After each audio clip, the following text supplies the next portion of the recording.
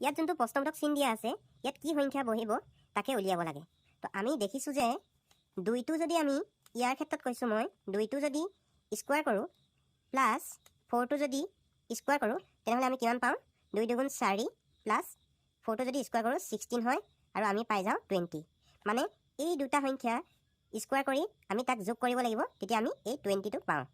ঠিক তেনেদৰে যদি আমি নেক্সটত চাওঁ 3টো স্কুৱাৰ কৰি তাৰ লগত আমি প্লাছ 9টো যদি স্কুৱাৰ কৰি দিওঁ তেনেহ'লে ইয়াৰ আনচাৰটো পাম।